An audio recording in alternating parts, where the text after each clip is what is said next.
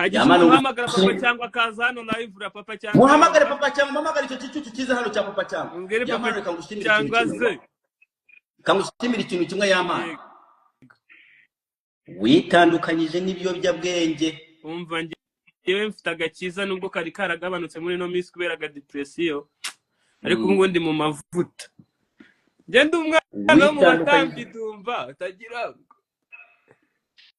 erega ibiyobyabwenge nibyo byica abantu bahitinze ukubita boro bakaguha ubuyoga bwa make bakaguha urumogi bakaguha iki ukumva nyine hiti yabuze ukavuga ati niba hiti yabuze urumogi ruzambera hiti reka yampana ikiyobyabwenge ugifata ntabwo bari kuguma kuba Yamana urabizi ko industry yarakurutse yari yarakwanze kandi ukora ibintu bizima bari baranjyanye inyuma iyo Yamana twagumaga turira depression irimo iragurwana n'ubuvido ubusoro utangiye ibintu by'ubufuti nari nabwiye TB tubwira Yamana ajya ave ku burayifu bwa make Yamana urutangiye gukora ibintu by'ubugoryi ariko inkoni hirigiye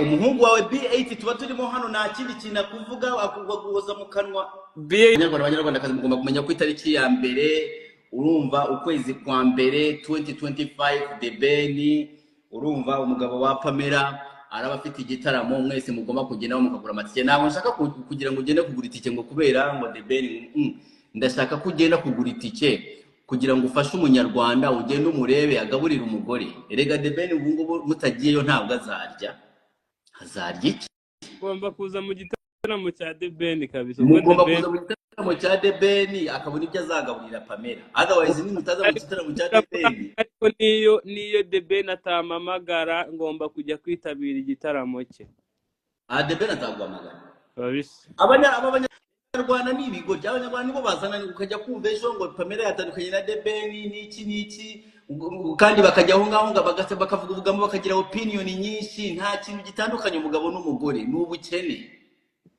kandi baratandukanye nta kintu gitandukanye umugabo n'umugabo bikere ku bukene hari wari wabona umugore uhaguruka akagenda agasiga umugabo ufite amafaranga nta uhari ariko wowe muzarangiza mutangire kubigiramo opinion iki n'iki genda ugura itike ya The Ben igitaramo cya The Ben ugenda urebe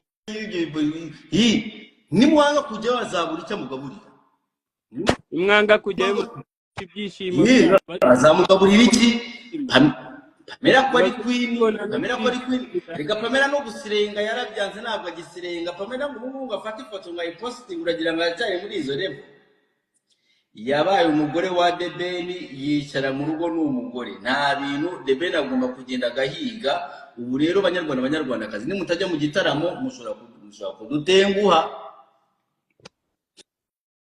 kudutenguha mugurite mwabigorye mugurite saba ryoko saba kura mwabikobwa mwe mugure ibigawe bagurira amatike muhamagara aba diaspora abantu bashaka kumva kubohoka mu mutima bagomba kujya ku itariki ya mbere kujya kureba igitaramo cya The Ben agira indirimbo nziza azi kuririmba noneho live kwiza na ya mpano azaba hari yasimbuye Diamond ngomba kubacapa nkababwira ati ni kawucura abiwabo bagakunda kuri ariko ikintu cyashimishije nari ndyamye ngiye kubona mbona Pamela kiramurenze postinze ifoto ashyiraho bucura ndavuga ati sawa ese ni bucura sinzi niba ari bucura ariko ni aba atari nawe byanshimisha ibaza ariko kwigira utari we indirimbo iba yagufasha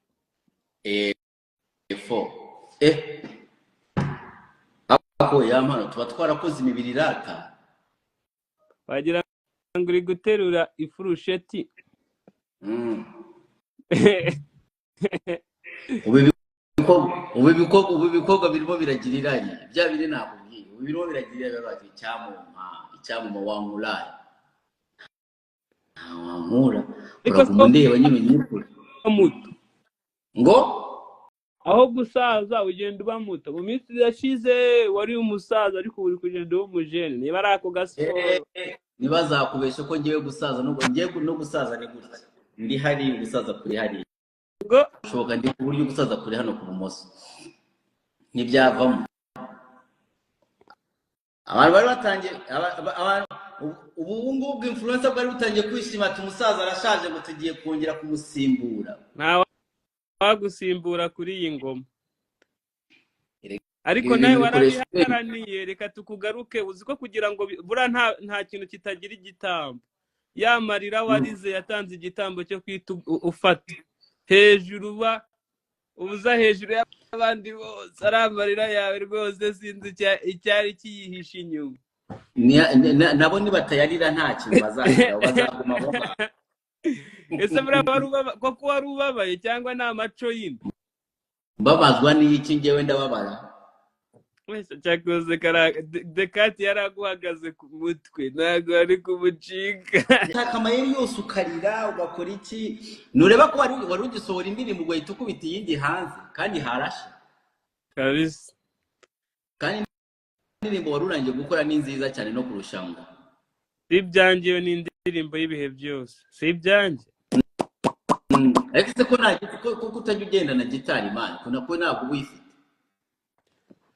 gitari ni nese wagendana n'umuziki aho ugiye hose reka bien sûr uzajya ugendana na gitari ariko tuzapanga indi live fite gitari duhere ku ndirimbo ya mbere tugeze ku ya nyuma ndi kucurangira abantu bawe ndetse n'abandi Bob yaranyanze kuva naravuze ko yasukaye umukobwa umwe na Yago nta kintu nkivugana nawe ibyo se byamurakaza Bobo karifu ntago ari igifura yaramurakaje yaramamagara ngo Dumba ngo ntiwari kubivuga ngo gakobwa twara kariye uzi Kevin Kadeboni niwe barusha mwese kubyifatamo neza hano hanze Kevin kadara umva kade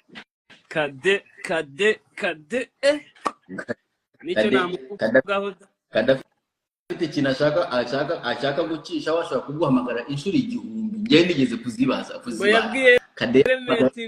yabwiye Remeti ngo keretse igihe uzaba mu nzu uzaba ahantu nabasha gusimbuka igipangu none se uragira ngo Remeti nyagikinze umunsi umwe asimbuka igipangu agwamo Remeti umva yaramubwiye no kwicara mu nama za 155 akumva ibintu baravuga kumva ibintu barimo baravuga bakabyemeranyaho akavuga ati Bakaritas ibi bintu niba bikora nshobora gusubira hasi agahita ajya kwa Element akamujya mu matwi ngo nk'ibi barimo baravuga ngo nibiki abo n'abasaza barakuze Element agatangira kubyemera agamagara Keniso akambwira ati ibyo akabara bateranye kadaso yasambuye 155 buri yasambuye Kevin kandi yarahinda kuyisambura agakubita agashyira urugoma hanze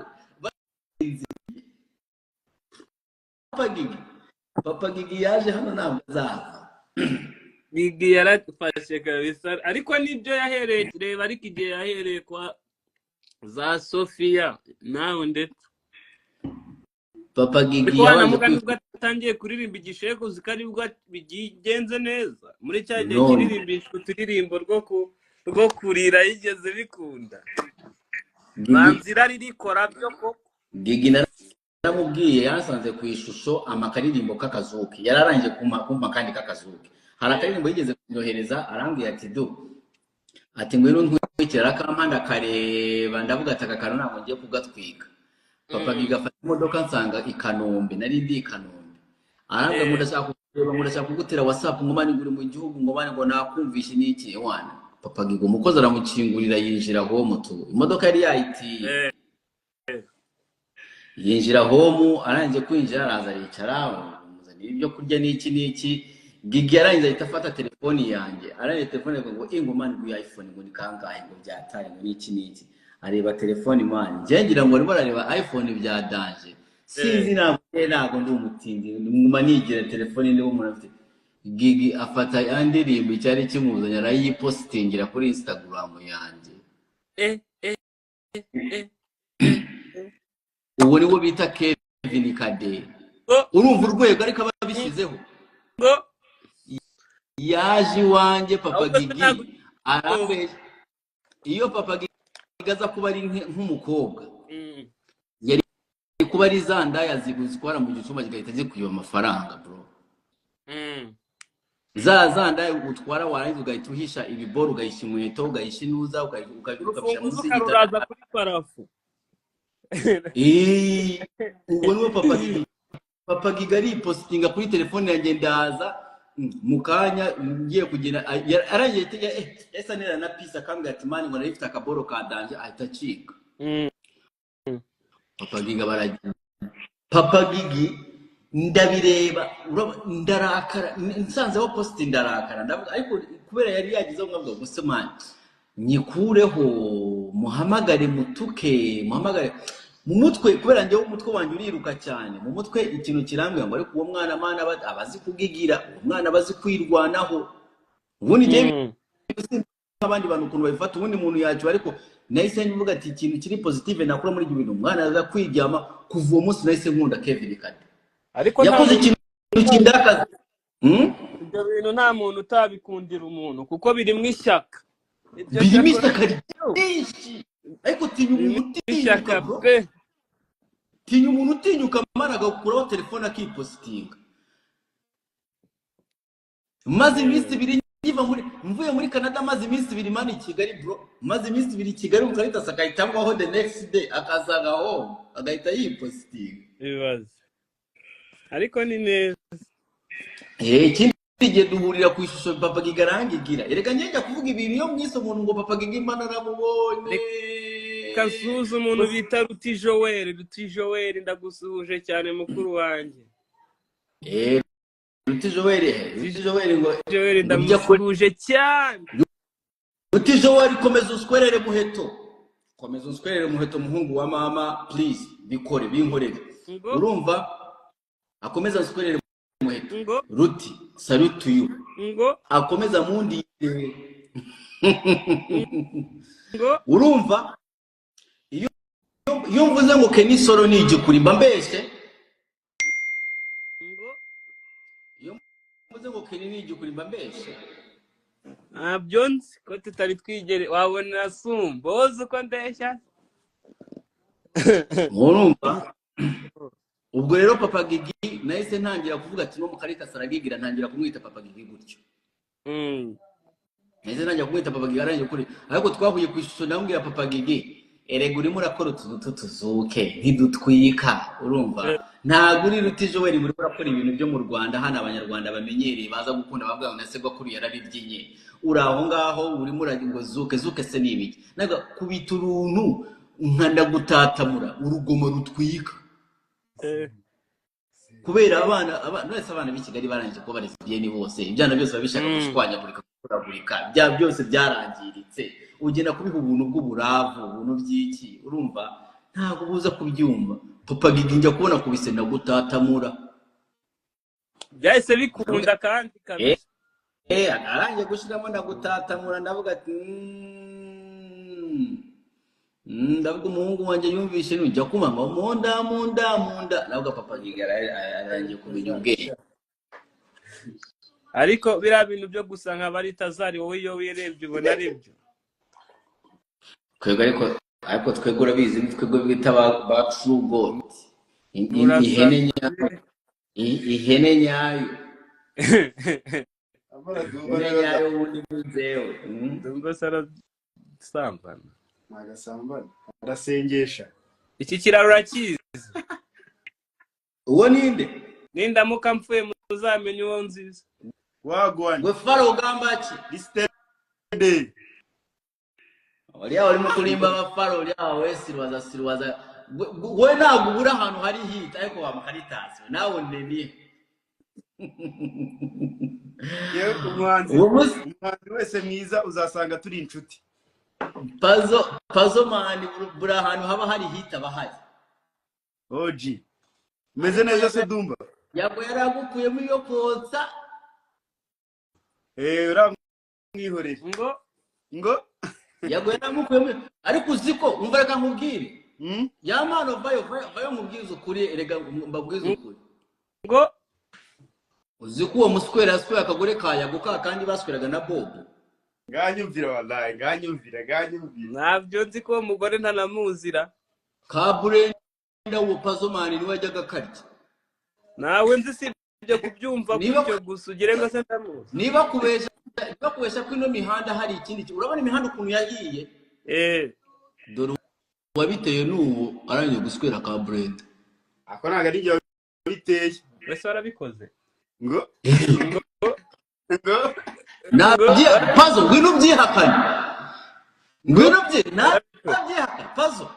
Yo Wallahi ntago nasweye Brenda. Ntago narahiye izina ry'Imana. Mu bintu by'amafuti. Rahira ngo nabaswe. Ibibazo byose byaje mu bintu by'amafuti. Ibibazo byose byaje uwo mukarita saranje kuyivumbikamo. Ariko ntago ari njye wateje ibibazo. Ese warabikoze? Ko numva gusa yamana we ntago wumva. Nzika ry'abahungu bagenzi sinzi uburyo ryamanye ntabyo ashoboka. Ngo twikesha ngo ryamana. Oui. Uwo niwe bavuze ngo batumye umusatsi. Uwo niwe batumye umusatsi. Ajya bimbwira gaturika karira. Uwo niwe batumye umusatsi. Ariko ubundi ntabwo kwari ukumutuma umusatsi. Yari yaskoye Kaburenda. Ntago ari umusatsi wa hano bamutumye. Abantu bumvise umusatsi ariko ntabwo bamenye umusatsi wa hano.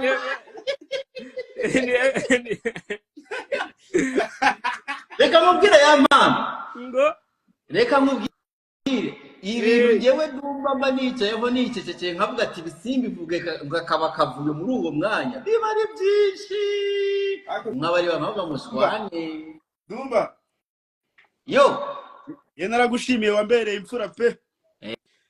Of course hari yonza kubivuga nari kubashwanyaguza nari gukora akavuyo kanini Kigali narabirebe ndavuga akavuyo sinkashire mu mujyi buracyagenda narabimenye ndavuga ati noneho Dumba yari kumvuga ibiki we ko mpfuye none yakugiriye mu Dumba umubyeyi yumva impande zose akamenya ariko cyakoze Dumba ugira gushyira mu gaciro pe nico cyambere ibiboro ntabwo bizamo abaswa